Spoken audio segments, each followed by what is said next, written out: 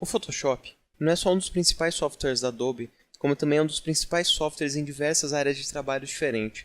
E mesmo que não seja o principal software para um certo tipo de trabalho, ainda assim vai ser uma das ferramentas chaves no dia a dia de trabalho. Por exemplo, quem mexe com web não é o mais importante o Photoshop. O cara não vai programar no Photoshop, ele não vai construir um site responsivo dentro do Photoshop.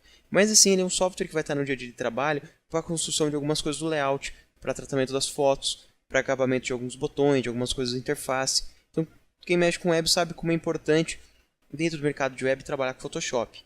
E o mesmo vale para quem trabalha com impresso. Quando o cara trabalha com impressão, vai ser importante ele ter o Photoshop em alguns momentos de trabalho. Tem algumas artes, alguns flyers, alguns folders, alguns livros que ele vai precisar fazer artes dentro do Photoshop. Às vezes o acabamento da capa, às vezes de algumas matérias. Quem trabalha com ilustração também sabe como é importante o Photoshop para fazer um acabamento de pintura, fazer um desenho, fazer um personagem. E quem trabalha com vídeo também usa muito Photoshop. Eu, no caso, trabalho muito com vídeo. Uma das minhas principais tarefas é animação dentro do After Effects. E é muito importante para mim ter um conhecimento avançado do Photoshop para entender até muitas das formas de trabalhar com camada e efeitos dentro do After Effects. E não só por questão de entendimento, mas também para a construção dos meus projetos. Muitos projetos eu começo construindo dentro do Photoshop e depois eu termino animando dentro do After Effects. Eu tenho esse trabalho em conjunto dentro dos dois softwares. E assim, mesmo que você não trabalhe em outros softwares, você prefira trabalhar só com Photoshop, tem muitas funções de outros softwares que você atinge dentro do Photoshop. Você, por exemplo, quer fazer uma malha direta simples, que vai usar um pouquinho só de função lá, de HTML, por exemplo, que você quer ter um link ou um texto selecionável, você consegue fazer aqui direto dentro do Photoshop. Você quer fazer uma pintura digital, você faz aqui tranquilo. Alguns elementos em 3D você também faz e até você consegue animar. Dentro do Photoshop tem uma mini timeline que trabalha até com dois modos de timeline. Tem um modo parecido com o Flash, caso você queira fazer GIFs, e também tem um modo muito semelhante com o modo de edição no Premiere, com uma mescla um pouco do After Effects, ele meio que é uma junção dos dois. Você pode trabalhar com ele pensando como Premiere ou pensando como After. Então ele tem duas timelines que meio que opera como três, que são bem legais de usar. Então, embora não seja o foco do Photoshop e algumas dessas outras funções, ele atende muito bem toda essa variedade de ramos de trabalho. E o que é importante dentro do Photoshop é entender mais como o software pensa no início. Sem entender como ele pensa, mesmo que você não conheça todas as ferramentas ou todos os filtros, ou às vezes não saiba o passo a passo para chegar no resultado final do trabalho, você sabendo como o software pensa, fica muito mais fácil de você chegar no seu resultado final. Então, o que eu quero mostrar primeiro aqui são três imagens diferentes que foram construídas totalmente no Photoshop e que fazem parte de ramos diferentes de trabalho. E essa primeira imagem aqui, ela é uma imagem que a gente vai ver para quem acompanhar o curso de pintura digital no Photoshop. A gente vai ver como fazer primeiro composições com fotos simples e depois vamos passar por umas fotos mais avançadas. E daí eu fiz aqui uma composição em uma pintura bem avançada aqui, usando técnicas de Mixer Brush e trabalho com várias camadas. Então ele era uma base de algumas fotos diferentes, tem três fotos. Aqui dos balões aqui da esquerda, o balão principal e o fundo. E depois de transformar isso numa composição, teve todo um trabalho aqui de acabamento. Fiz uma pintura base, depois uma pintura mais avançada e assim por diante até ter todos os detalhes da foto. Mas tudo feito aqui dentro do Photoshop, através do uso de camadas e principalmente um pincel bem bacana, bem gostoso de usar, que é o Mixer Brush, que ele simula uma pintura digital que fica muito interessante. Eu vou vir aqui do lado, e esse outro projeto, ele faz parte do curso de Engenharia de Imagem, e ele é uma composição. E é uma composição com muitas imagens diferentes, ele é bem complexa. Se eu vim aqui nas camadas, a gente consegue ver que ele é totalmente não destrutivo. Todas as camadas aqui estão num processo que você consegue abrir a imagem original e talvez consertar algum tipo de recorte que você fez, alguma parte que você apagou, ou algum tratamento de cor que você não gostou tanto. Então, se eu venho aqui desde o original, eu tinha uma foto original, que eu já fui tratando a cor, daí eu adicionei texto, daí eu fui trazendo mais fotinhos, que são essas fotinhas de passarinho. Daí tem uma grama, tem algumas montanhas. E se eu for passando em cada uma dessas fotinhas, são fotos totalmente diferentes, que após um tratamento de cor, elas vão combinando bastante com o resto do cenário, e umas com as outras, e montando uma composição bem sofisticada. Então eu abri aqui todas as camadinhas, só para vocês irem vendo a construção passo a passo. Então é um cenário bem complexo, tem várias camadas diferentes atuando, e vários tratamentos de cor também para fazer com que todas eles se pareçam. E nesse último caso aqui, já é um efeito de 3D, misturando com uma técnica de Blend Mode para fazer o fundo que é 2D. Mas esse objeto 3D aqui, se eu pegar o mouse de mover, eu acesso o ambiente 3D, E eu posso vir aqui e reposicionar ele. Se eu preferir aqui ele num outro enquadramento, eu só altero esse objeto de posição. E eu tenho toda a malha aqui, toda construída dentro do Photoshop. Todo o acabamento, refração, reflexo e até o próprio efeito de 3D. No caso, 3D estéreo, além do 3D normal. Totalmente feito aqui dentro do Photoshop. Mas vamos primeiro entender nessa videoaula algumas opções básicas da construção de uma imagem digital. Para depois a gente passar nas próximas videoaulas e conforme a gente vai passando para os próximos cursos, por um nível muito mais avançado do Photoshop.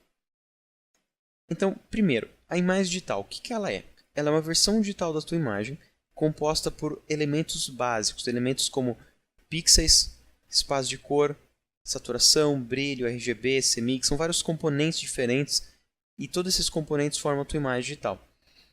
A maioria das imagens digitais que você vai encontrar, elas são construídas em base de pixel. Algumas são construídas em base de vetor, que normalmente você vai trabalhar com essas imagens dentro do Illustrator, mas a grande maioria você vai encontrar ela é base de pixel, e esses pixels eles têm as suas propriedades básicas, que vão ser a luminância e a cor. Ele normalmente vai ser o RGB ou o CMYK, embora tenha vários outros espaços de cor, mas com conhecimento básico, o RGB e o CMYK é o principal, que são as cores primárias dentro do espaço de cor. Num espaço de cor RGB, você tem vermelho, verde e azul como cores primárias. E a junção dessas cores te entrega uma cor secundária. E esse é um espaço de cor que emite luz. Quando você pensar em luz, essas são as três cores primárias. E conforme uma luz vai iluminando a outra, você vai tendo as cores complementares. Se eu usar as três cores ao mesmo tempo, eu tenho branco. No espaço de cor CMYK seria tinta. Eu tenho ciano, magenta e amarelo. Se eu uso as três tintas juntas, eu vou ter próximo de preto. E se eu uso duas tintas, é uma cor secundária, eu vou ter vermelho, amarelo e azul, que são as cores secundárias de CMYK. E essas cores elas podem ser lidas no modo de cor RGB e CMYK, como elas podem ser lidas no modo HSB, que é Hue, que seria matiz de cor, saturação e brilho. Então você tem esses dois modos de leitura diferentes da cor. Eu vou pegar aqui uma imagem.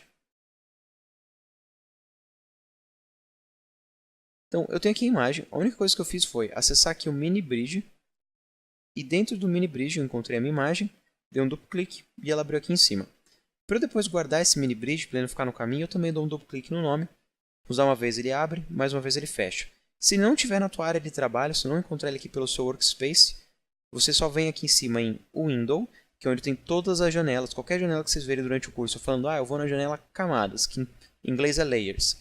Você vem aqui em Windows e você vai encontrar ela.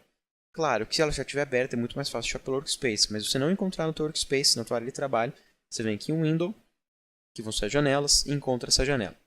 Eu vou fechar aqui a abinha. E eu já tenho aqui minhas camadas, na verdade, que eu quero abrir são outros dois painéis. Vão ser os painéis Info, está aqui o painel Info, e o painel Histogram. Vou vir aqui em Window e vou escolher aqui Histogram. Então tem aqui o meu Histogram e meu Info. Esse Info eu vou jogar aqui para a esquerda. Eu cliquei no nomezinho para arrastar ele. E o histogram está aqui em cima. E o histogram está no modo simples. Todo painel dentro do Photoshop vai ter aqui uma aba com opções adicionais. Qualquer painel, todos eles, você vai abrir, você vai ver que tem uma aba com opções adicionais. Eu vou vir aqui nessa aba e eu vou pedir aqui o modo maior, aqui All Channels Views, e eu vejo aqui todos os canais. Se você abrir essa opção e ver que os três estão branco, é uma outra opção lá dentro. Eu venho na aba e eu escolho aqui mostrar canais em cor. E daí ela já vem nas corzinhas básicas e fica mais fácil de entender. Aqui no painel Info também, provavelmente você não vai ver igual o meu, também por opções adicionais dentro do painel. Então eu vou vir aqui na aba, e tem aqui opções do painel, eu vou abrir, e eu vou escolher aqui, na primeira coluna eu quero ler o modo de cor atual. Na segunda coluna eu quero ler o modo de cor HSB, que seria um outro modo de ler as cores primárias. Ele não é um espaço de cor definido, ele não é RGB, CMYK, LEB, que é um espaço de cor que constrói a tua imagem. Ele é um espaço de cor para leitura. Na sequência aqui, unidade de medida, sempre que você quiser mudar a unidade de medida, você pode acessar por aqui. Por último, o peso do arquivo no teu computador, o perfil de cor do teu arquivo e as dimensões do seu arquivo. Essa opção aqui última também é legal, ela vai te dar algumas dicas da ferramenta. Vou dar um OK, e daí ele aparece todas essas informações aqui. Como eu estou com uma ferramenta selecionada, ele diz aqui as opções da ferramenta. Aqui em cima, o peso do arquivo, espaço de cor do arquivo, resolução do arquivo. Aqui em cima, RGB e HSB. Essas duas opções aqui são as dimensões do objeto selecionado e aqui a posição do meu cursor. Se eu vim aqui com o meu cursor ali no início, ele vai indicar lá próximo de zero. Quanto mais no início eu colocar, mais próximo de zero, que é o primeiro pixel, o pixel 0 da imagem. Se eu vim aqui no final, eu vou ter um número bem maior, que vai ser o número mais próximo possível da resolução final da minha imagem. Esse aqui é a largura da minha imagem. É quantos pixels, quantos quadradinhos diferentes que constroem a minha imagem. Quando você bate uma foto, você tem a opção na tua câmera para definir quantos megapixels que você vai ter nessa foto. Os megapixels são a resolução. Vai ser quanto na horizontal vezes quanto na vertical. Então, se eu tenho aqui 3.456 cada linha, vezes o número de linhas que eu tenho na vertical, é o total de resolução, o total de megapixels que eu tenho na minha imagem. E daí, se eu venho com o meu mouse aqui no final, eu vejo aqui os últimos números aqui dos meus megapixels, dos meus pixels, que vai ser a posição do meu mouse. Vou vir aqui, ó, e ali no finalzinho eu tenho os pixels cada vez mais próximos de 3.456 por 5.184, que é a imagem geral que eu consigo ver aqui.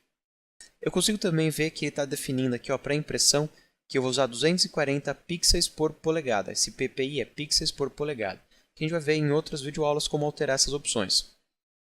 Que esse meu espaço de cor está dizendo é sRGB. sRGB é um tipo de RGB. Então eu estou aqui vendo que meu arquivo se chama largosurreal.jpg. Eu estou no zoom 833, quer dizer que eu estou bem longe da minha imagem. Eu consigo ver aqui embaixo também, ó, que diz 833. Eu vou colocar 100%. 100%.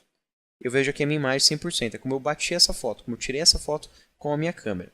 Cada vez que eu vou me afastando, eu posso usar o atalho Ctrl- para ir afastando. Ctrl+ para ir aproximando. No Mac é Command- e Command+. Ou quem não gosta de atalho pode vir sempre na aba View, que são as opções de eu visualizar a minha imagem. Aqui, ó, Command+, Ctrl+, Command-, Ctrl-, Zoom In, Zoom Out. Também tem alguns atalhos automáticos para mostrar 100%, Ctrl+1, colar na tela, Ctrl+0, aqui tem todos eles, então fica fácil de encontrar.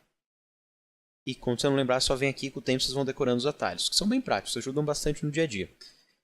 E a próxima coisa que ele indica é que eu estou no espaço RGB, e RGB ele me emite luz. Ele diz que eu tirei uma foto, e essa foto foi uma análise das cores primárias da luz. Quando eu tenho as três informações no máximo, eu tenho branco, no mínimo eu tenho preto. Que é o que também me diz aqui no histograma, que eu tenho vermelho, verde e azul. Eu vou reposicionar aqui melhor a imagem, para a gente conseguir enxergar ela bem. E aqui ele me diz as informações RGB. Dentro desse espaço de cor sRGB. Esse espaço de cor é um tipo de RGB. Quando eu tiro uma foto com uma câmera, é diferente do de outra câmera. Quando eu vou mandar um arquivo RGB para a internet, a configuração desse arquivo de RGB para a internet é diferente de uma câmera digital. Então, tem informações diferentes de RGB. Mas esse é um assunto mais complexo, a gente não vai chegar tão a fundo, tá? Mas dentro desse tipo de RGB que eu tô, eu vou vir aqui com o mouse aqui nessa parte mais clara, que é um azul bem clarinho. Eu consigo ver aqui as opções de cor da minha imagem. Eu vou deixar o mouse ali em cima, mas vamos ler as opções ali embaixo no painel Info. E ele diz ali para mim o seguinte. Ele está com vermelho 230, com verde 237, com azul 243. Ele tem bem mais azul do que as outras três cores, por isso que ele é mais azulado. Mas ele também tem bastante verde, por isso que ele é um azulado, mas é um azulado mais próximo de ciano do que de azul. Mas ele ainda assim também tem bastante vermelho. Então, como ele tem as três cores ao mesmo tempo, ele não é uma cor muito saturada, ele não é uma cor muito pura, ele é uma cor mais neutra. Neutro eu quero dizer assim, se eu tenho muita luz dos três, eu vou ter branco. Conforme eu vou diminuindo elas, eu vou tendo tons diferentes de cinza até chegar em preto. Se um dos tons de cor é diferente dos outros, por exemplo, eu tenho muito mais azul que as outras, eu vou ter uma imagem bem azulada, ela é mais saturada. Se eu tenho bastante azul e verde, eu vou ter cian. Então, quanto mais alto azul e verde, eu tenho cian. Se eu também subir o vermelho, eu vou tendo cada vez mais próximo de cinza ou de branco, quanto cada vez mais alto que vai ficando. Então, se eu ver na segunda coluna, a gente consegue ver H, que é a matiz de cor, é 208. Se for pensar num círculo de cores, um círculo tem 360 graus, ele está na cor 208. E embaixo ele diz ali, saturação. Essa imagem tem uma cor pura ou neutra. Conforme você tem três canais mais parecidos, ele é mais neutro. Como o meu RGB e os três são altos, eu tenho uma imagem bem neutra. Por último, o meu brilho. Os brilhos vão de 0 a 100%, de escuro até claro. Como todos os meus canais de cor estão bem próximo do máximo, o máximo é 255. Você vai de 0 a 255 tons diferentes de luma, de luminância. Isso por canal, então seriam 255 tons de cor por canal. Ele está em 95%, então ele está bem próximo do máximo, ele está bem claro. Eu vou agora mover meu mouse para uma parte mais escura e vamos fazer uma outra análise. Ele está ali, ó, com R, G e B, os três, vermelho, verde e azul, em 5. Então ele é bem próximo de preto, que o mais preto possível seria 0. Aí o Hue está em 0, quer dizer que ele está na cor vermelha, que seria o ponto 0, mas ele não está indicando cor nenhuma, ele não analisou nenhuma cor, porque todos estão iguais. Daí quando ele não analisa nenhuma cor, ele diz 0. Mas 0, na verdade, se fosse ter cor, seria vermelho. Na sequência, saturação está em 0. Quer dizer que as três cores são exatamente iguais, ele não tem nenhuma pureza de cor. Ele está neutro. Por último, o brilho está em 2%, então ele está bem baixo. Eu vou vir aqui numa outra parte de imagem, tem bastante cor, por exemplo, essa parte azul. A gente consegue ver ali que esse azul aqui, ele puxa bastante para o vermelho, ele está em 140 de vermelho e 139 de azul. Então ele está no magenta, na verdade, ele não está em azul. E o verde está mais baixo, 130. Por isso que ele não é muito saturado também. Se eu for ver na parte do lado ali, a saturação dele é 7%, porque os três canais de cor são bem próximos. Eu vou trocar aqui essa minha imagem por uma gradiente. Eu vou vir aqui no botão de ajustes e eu vou escolher aqui a opção automática de gradiente. Nessa opção de automática de gradiente, eu vou vir aqui na gradiente que tem todas as cores. Vou dar um OK. Se eu vir com o meu mouse ali embaixo, eu consigo ver ali em RGB. Eu vou tentar vir o mais baixo possível. Eu estou praticamente em 255 de vermelho, o máximo possível de vermelho, 0 de verde, e eu estou em 4 de azul porque eu não consegui chegar aqui bem no finalzinho e ficar no 0 de azul. Mas consegui ali no 2. Então, 255 de vermelho, só 2 de azul, não é representativo. Então ele é uma imagem praticamente só vermelha. Como ele é praticamente só vermelho, ele é saturado. Ele é uma cor pura. Então eu consigo ver na coluna do lado. H, que é matiz, é 0, que é a primeira do círculo de cores, é vermelho. Na sequência, saturação, 100%. Então ele é bem puro. Brilho também 100%, ele é bem claro. Esse brilho, ele vai dizer que pelo menos um dos canais é bem próximo de 255, que é o máximo. Tá? Mesmo os meus outros canais estando em 0, ele ainda diz que ele é bem brilhoso, bem claro, por causa do vermelho. Eu vou subindo aqui meu mouse, e eu consigo ver aqui que eu tenho 255 de vermelho, meu vermelho continua no máximo, 255 de azul e 0 de verde. Ele continua com a saturação no máximo, porque as duas cores principais elas estão no máximo e eu tenho uma cor no mínimo. Então, como eu tenho uma em 0, ele não é neutro. Uma cor está muito diferente das outras, ele é mais puro. Então é 100% de saturação, 100% de brilho também, 300 de Hue. E não sei se você consegue perceber que dá uma impressão, uma ilusão que o magenta ele é bem mais brilhoso que o vermelho. E de fato ele é. Em vez de estar acendendo apenas a luz vermelha, está acendendo a luz vermelha e azul ao mesmo tempo. Então ele é mais brilhoso que o vermelho. Eu subi o mouse de novo, a gente vai vendo que vai ficando mais escuro, mas na verdade ele está ficando aqui só azul. Então agora eu tenho só azul, 0 de verde, 0 de vermelho. E quando eu for subindo agora, eu tenho azul e verde, tenho cian, depois eu tenho só verde, depois eu tenho verde com vermelho, daí eu tenho amarelo. Por último, eu tenho verde com vermelho, eu tenho aqui amarelo. Por último, eu tenho aqui vermelho, puro de novo. E daí, se vocês forem olhando aqui os graus, ó, vou fazer de cima para baixo, que começa 0, e ele vai subindo o número de graus, cada vez mais, até chegar aqui em 180, que seria a metade, que seria a cor oposta de vermelho. O oposto de vermelho é o cian. Se eu até analisar aqui, ó, vermelho, ele é só o canal vermelho. Tem o verde e azul em 0.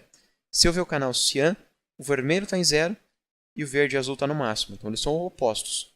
Por isso que aqui é 0 graus e 180 graus. Toda cor oposta uma da outra vai estar 180 graus de diferença. E aí eu vou descendo ali, como eu estava dizendo, até chegar em 360, que seria o vermelho de novo, que é um círculo de cores. Eu vou só mostrar agora a diferença aqui no painel histogram, fazendo o seguinte.